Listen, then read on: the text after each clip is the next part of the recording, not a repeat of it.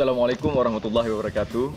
Saya Rizky Suwanda, mahasiswa jurusan Teknik Informatika Universitas Malikus Saleh, Aceh.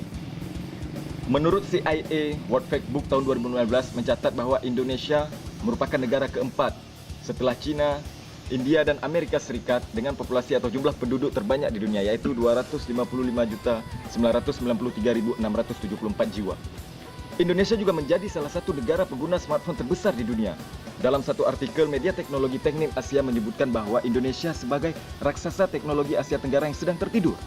Dan eMarketer memperkirakan pada tahun 2018, jumlah pengguna aktif smartphone di Indonesia akan mencapai lebih dari 100 juta orang. Namun sangat disayangkan, dengan banyaknya pengguna aktif smartphone di Indonesia, ternyata kita melihat tidak ada dukungan dari pemerintah. Kita bisa melihat bahwa tidak meratanya jaringan internet yang ada di Indonesia. Belum lagi masalah infrastruktur telekomunikasi yang ada di Indonesia yang terkesan dibangun secara lambat. Nah, Boston Consulting Group juga memprediksi bahwa nantinya Indonesia akan menjadi salah satu pengguna terbesar layanan e-commerce digital. Ada 3 faktor yang menyebabkan layanan teknologi digital akan berkembang di Indonesia. Yang pertama adalah pengguna internet yang diperkirakan mencapai 149 juta orang. Yang kedua, popularitas sosial media. Dan yang ketiga adalah penetrasi telepon seluler yang bisa menjadi peranti akses di internet.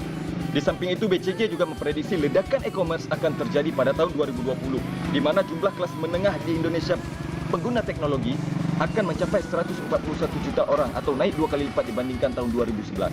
Ini menunjukkan bahwa di tengah pertumbuhan ekonomi yang di Indonesia yang sedang melambat, ternyata ada segmen-segmen perdagangan yang justru sedang melesat dengan cepat, yaitu belanja online secara digital. Di Indonesia juga sebenarnya telah muncul beberapa perusahaan-perusahaan digital yang sedang bersaing dengan perusahaan-perusahaan internasional.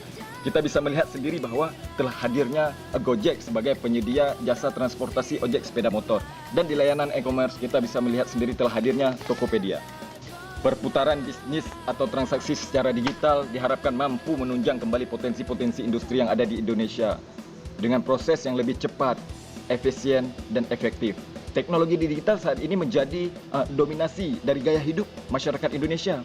Seharusnya inovasi dapat dikembangkan menjadi potensi industri yang dapat dikembangkan atau dibesarkan dengan pemanfaatan dunia digital.